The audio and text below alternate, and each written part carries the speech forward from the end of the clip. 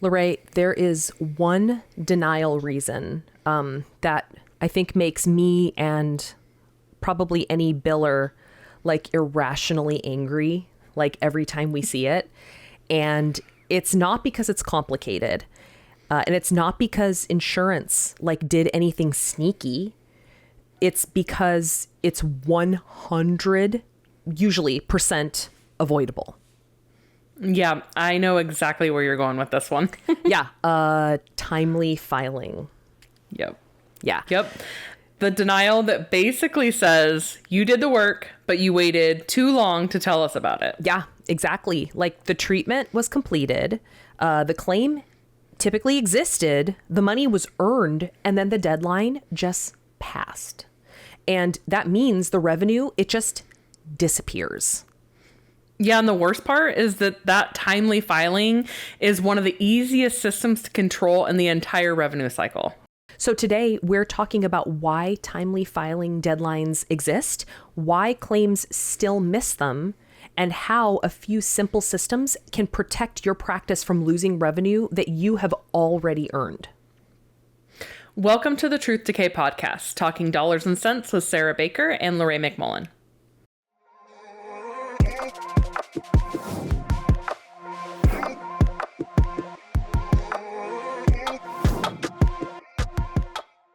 Let's start with the basics because the concept itself is actually like super duper simple. Timely filing is just the amount of time an insurance company allows a provider to submit a claim after the treatment date. So like if the claim arrives after that window closes, the insurance company can deny it immediately. They don't even have to look at anything on there. So regardless of whether the treatment was necessary, properly documented, or even clearly covered under the patient's plan, doesn't matter because you got it in past that deadline. Yep. And that's what makes this denial like so painful. It has absolutely nothing to do with clinical quality or documentation or treatment planning. Like the work was done correctly. The claim literally just arrived too late. Exactly. And those time windows vary depending on whatever the insurance carrier is. So some commercial PPO plans give you 90 days, some allow 6 months, and some allow up to a year. Yeah, like hopefully this is helpful, but like we asked our staff here at SD Dental Solutions if they had some insight on this, right? Because they're literally processing and posting claims every single day, getting EOBs from they're the pros. Absolutely, like from major dental carriers. And they had some specific timely filing limitations that they had written down. Please, though, take this with a grain of salt. Like this is from our dental billing experts, like, and this is their direct experience, but they change too. They do change. Like, again, this is always like, you should always do your own research, but I do want to let you know, this is fresh from the tap from our dental billers. Some of our dental billers said, Emeritus told me they were 4 months from the date of service. Aetna is 6 months. Delta of Washington is 15 months. Delta of California is 12 months. Those are big swings. Those are all different, right? All with it. And like the Delta of Washington, 15, Delta of California, 12. Yeah. That's still Delta. Like, so, but yeah. Yes, wildly different windows. So that's why like those are all really good to know. And I do want to point out too, that sometimes like a patient might walk in and they might say, oh no, hopefully you have a process that you have their dental insurance before they even come into your office. Let's say something happened and you didn't, right? And the patient comes in and they're like, oh no, I don't have my card. I'll call you with it or whatever. And you still saw them. Okay, listen, I will forgive you. I will forgive you this one time. But like it's good to know that stuff because you have some time where you can get it into your system. Or let's even say, okay, listen, they gave you their information and maybe you needed a minute. You were super busy. You were the only one at the front desk. You're still hammering out these systems. We get it. And you needed to maybe enter this information in after the fact. Baby, please call us and we'll help you with all this stuff, because there's so many things that I'm saying that physically hurt me that I want to help with all this stuff. But again, like, point being, you got some time in order to get this claim submitted. But the point is, you need to get these claims submitted quickly. And when I say not necessarily the same day, what I'm more referring to is the concept that, like, we've said this in previous podcasts, but you don't have to get your claims all submitted same day you did the treatment.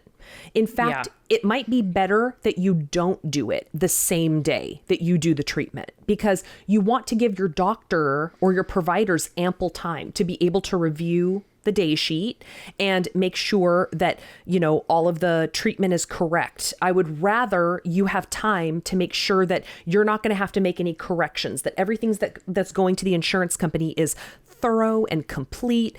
All of your 2 surface fillings are actually 2 surface fillings and not maybe a 3 surface filling, and so you're not leaving anything on the table. You're billing for everything that you can, etc. So if you need to do it next business day, if you need to do it 2 business days, do that. That's totally fine. As long as it is regular and routine, that's totally fine. And not too much further out and past the 2 days. Not too much. 2 days I'm comfortable with. Yeah.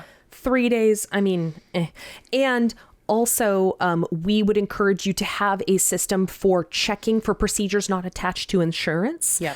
I think we typically do it like once a month, running what we affectionately call, like in Dentrix, for instance, the PNADI report, the procedures not attached to insurance report. Most practice management softwares have something similar. You should be doing that weekly/monthly, just depending, you know. And if you're doing that, and hopefully you have a pretty good system, you should just be catching strays, like not but anything crazy. Another little tip for running that PNADI too is, like, run it back a year. So even if you do it once a month, run that date back a year, because somebody might have put a procedure in with an older date of service. And if it was over a month, like maybe just something crazy happened and somebody forgot something, right? But it's March, so you're only going back to February, but maybe that date of service was January, you're going to miss that. So we always just have everybody run it back an entire year just to make sure they're catching everything. I will say this too, like, what a good point.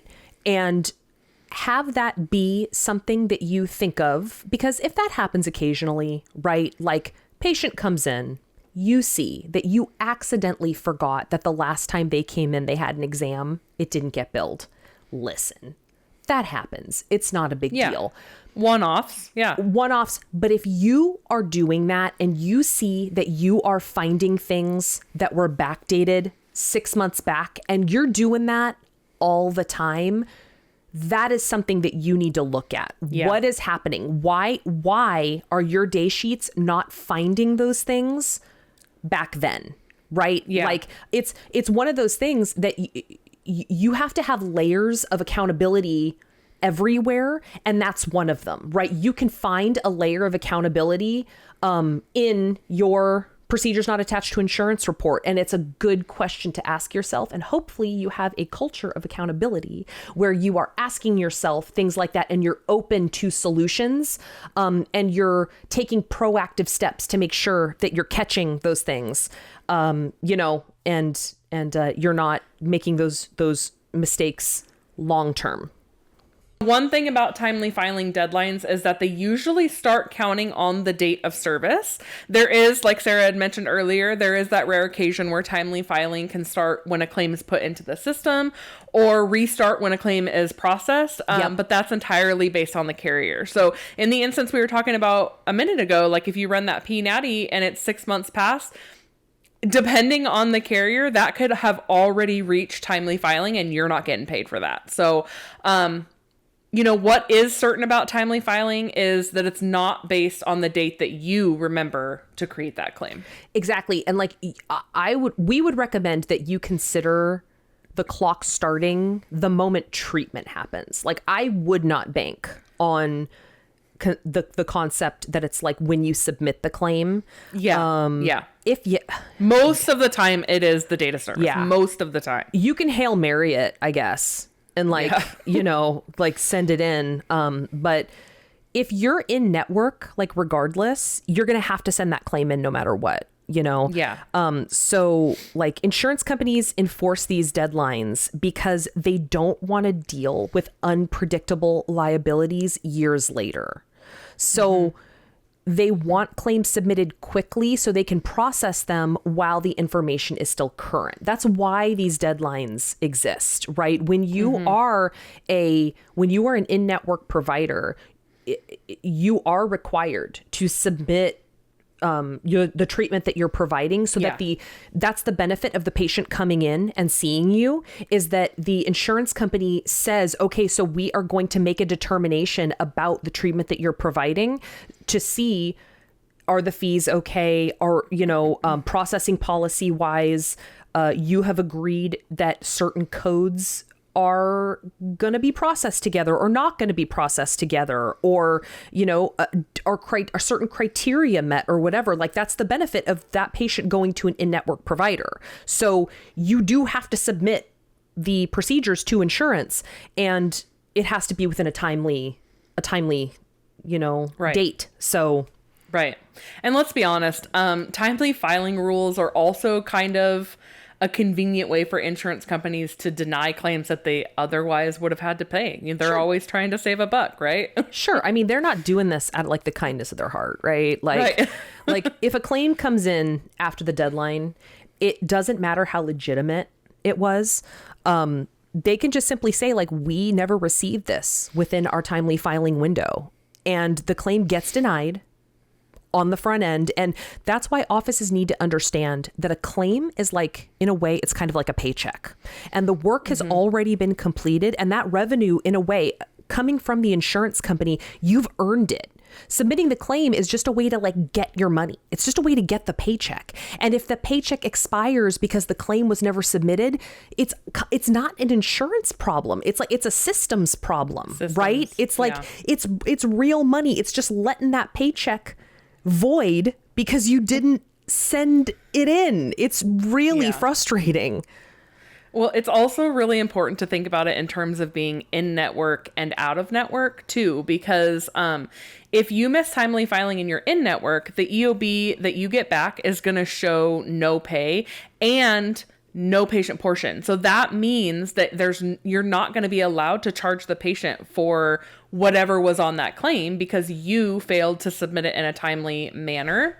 So that could be anything. It's end of story. Like, if it's past timely filing, they're not doing anything with it. So whether it's a simple preventative appointment or a crown or an implant or even an ortho case. So nothing from anyone. You cannot collect from the patient if you're in network most of the time. So timely filing is very, very, very important.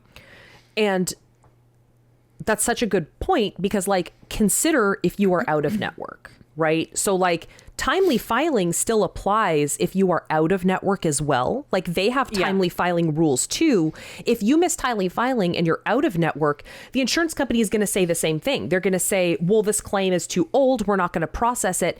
But since you're out of network, you're not required to write anything off, right? Yeah, you can collect from the patient, basically. Sure. So they're going to say, okay, great. So for whatever reason, you didn't submit this crown for over a year. The patient's responsible for the entire amount. And that's technically true, right? So explain that to your patient. Explain to your patient they're gonna be pissed. that they owe the entire amount for a crown.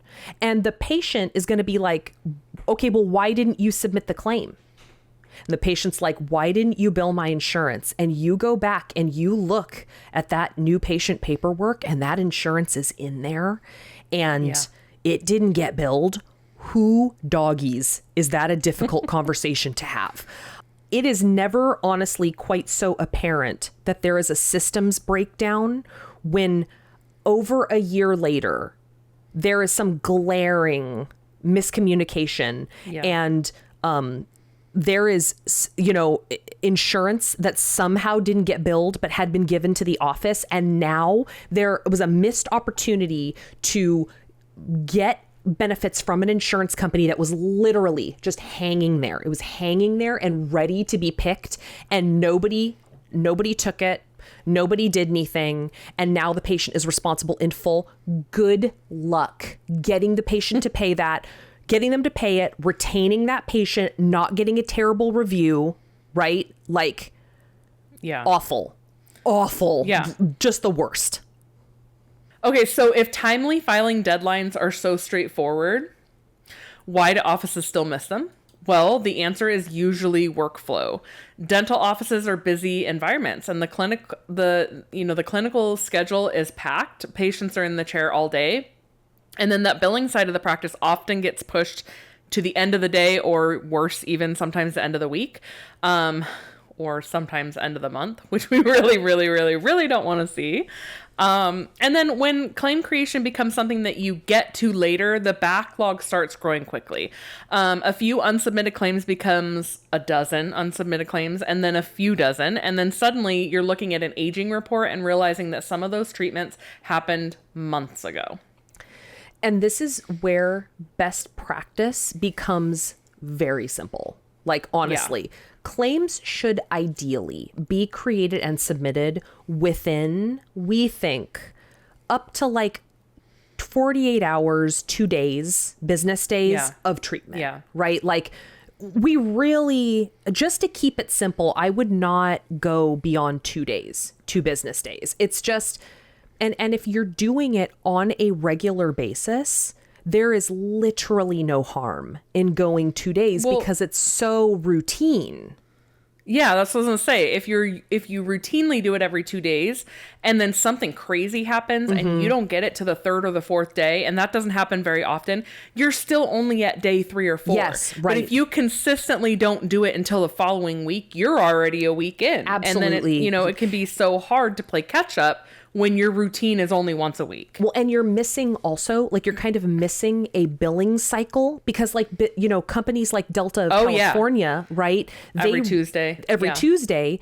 And so if something crazy happens and you kind of get off your cycle, then you're going to have one check that has practically nothing on it. Nothing. And then you're going to have a next check that might be kind of substantial, which it's hard for that person in the office that's supposed to post those checks too, because then they're like, oh my God, I have a $50,000 check I have to post in one day. And you know, what's funny, like, not only that, thinking about it from the side of the biller who might be listening to this, obviously, right? Like, that biller having an off week, having everything that they have to do, all of the stuff that they have to do, the shit that's on their plate anyway, but then on the part of the business owner too, making payroll, right? Like, if they are banking on that regular cash flow and all of a sudden their Delta check is nothing 1 week, the next week they could catch up, but that week they may be transferring money to make payroll if it happens to hit in a weird week, right? So you may not think that it's that big of a deal,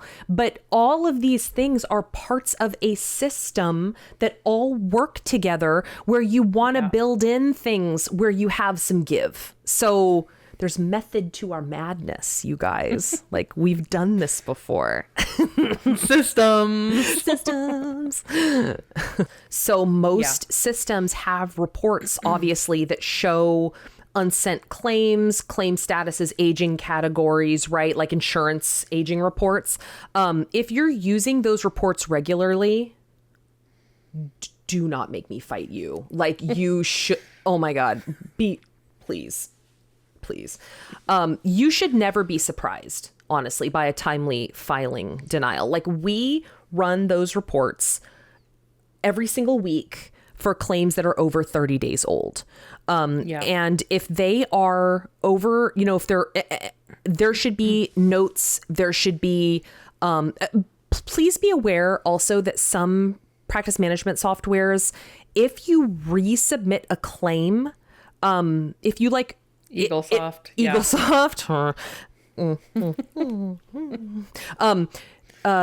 resets the clock. And so they won't show up on that insurance aging report sometimes in the same way.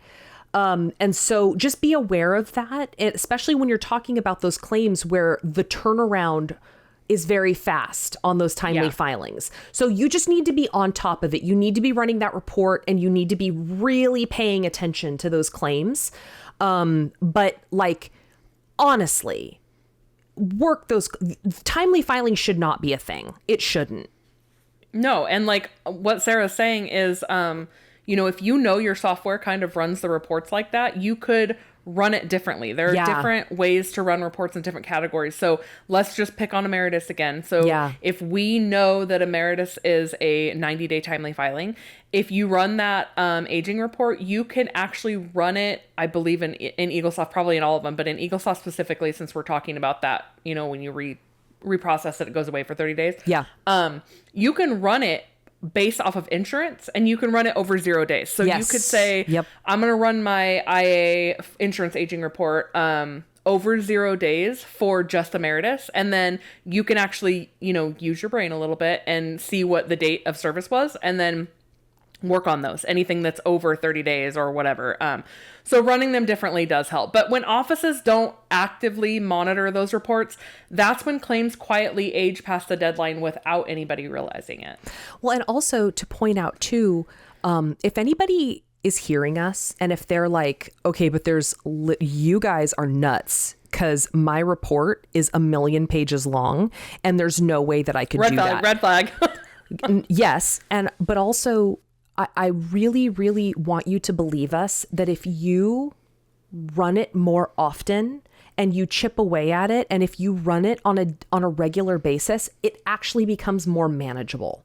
Like the things that we're saying so much are more possible. And note every claim. Every claim, because then when you run it, you're going to read the notes that you did and you're the just last time you ran it. Get past it. Yeah. You're going to go, oh, that one. I don't have to worry about that one because it's in process, and there's no, I've got 10 days or 30 days or whatever. I'm just going to skip right past it. But when you are, again, like when you run that report and you're raw dogging that report and you're like, oh my God, this report is 50 pages long. We understand how intense that is. I'm 100%. LaRae and I both have been there. But when you run it on a regular basis and you do isolate the emeritus ones and you chip away at them, you get to a point where your report is only 6 pages, 7 pages. You can get through that entire report in a week, and you just have to have a system. And if you need help, I'm not kidding, like, call us and we'll help you figure out how to do that, because it is important to us that you feel like this is accessible, because it is doable, and this is something that you can be successful at in your practice. I promise you, it's not impossible for you. Once those claims, by the way, like once they age past that certain point, your options are super limited. Like if you even have any options sometimes, and I mean, like, do not like bank on me here, but like you can appeal the denial if you have proof the claim was submitted on time. Like, for example, if you have clearinghouse transmission reports, you can try to prove that you did submit it on time. Appeal. Exactly. But if the claim was never truly submitted before the deadline, the chances of overturning that denial are slim to none. Yeah, which means that revenue often ends up being, unfortunately, written off, whether it's per the EOB or for being in network, or it's because the patient fights that it's an out-of-network. When it's an out-of-network situation, you can charge that patient. They might fight back, like the scenario that Sarah was talking about earlier. Not because that treatment wasn't legit, but just because the system failed to submit the claim on time. Yeah. And like legit, that is the frustrating part, because among all of the complicated challenges that we face in dental billing, timely filing is one of the easiest problems to avoid. Like we got 99 problems, and timely filing shouldn't be one of them. You know what I mean? No, but unfortunately it can be. We've seen it so often. So like that's such an easy fix, and that's what we're here for, to warn you guys about. Yeah. So like if there is one takeaway from this episode, it's that timely filing isn't really about insurance rules. Like we gave you some stuff to think about, and that's cool to know all that, honestly. But what I really want you to take away from this is your workflow.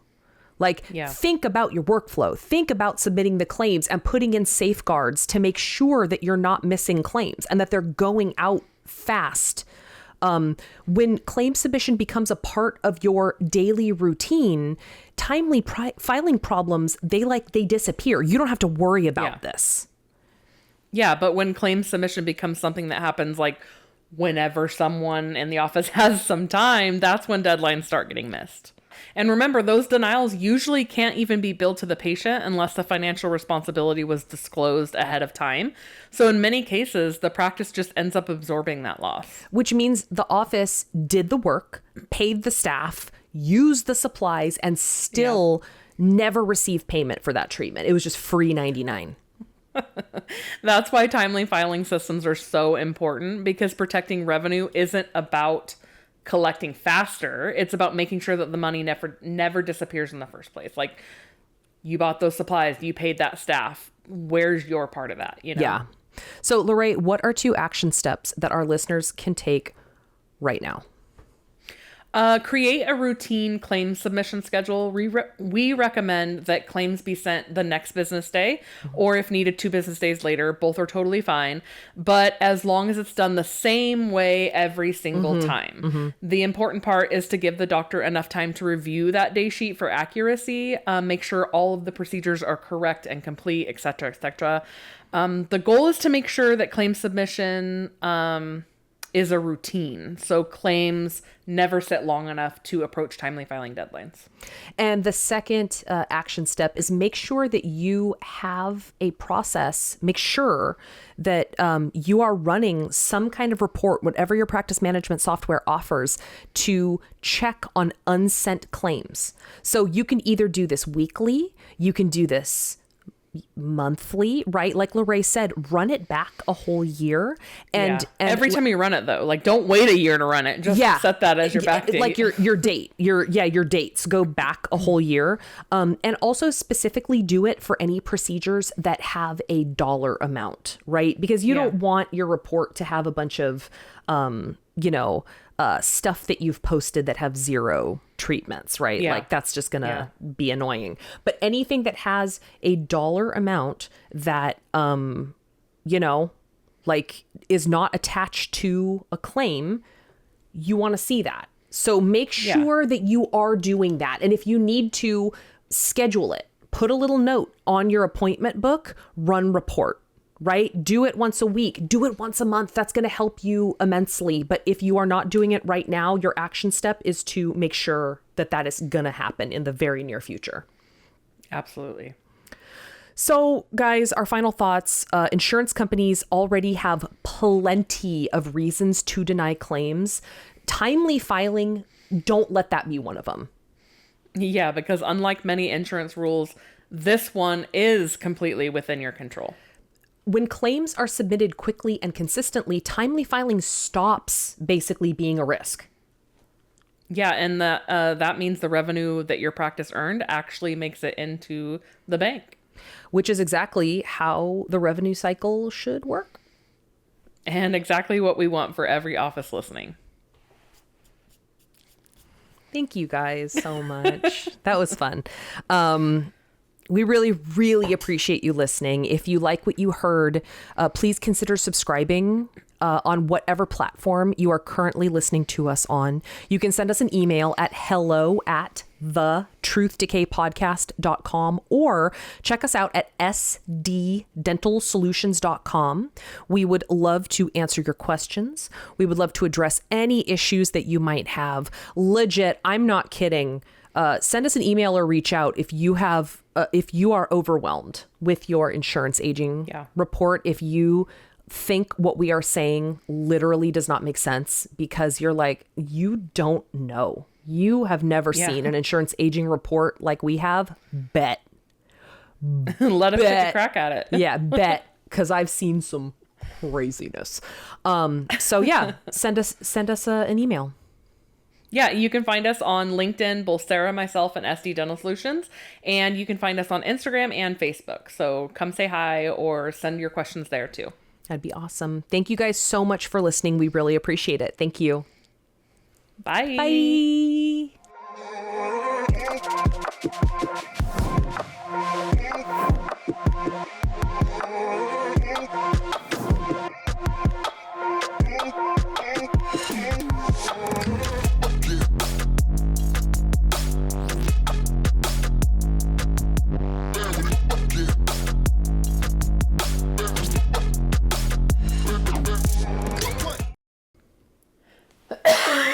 Oh, I was holding on to that. Ooh, you got it. Oh no. This is it. Sorry. It's our Okay. last one, guys. Okay. All right, so what we are saying leaving it is in. that if your office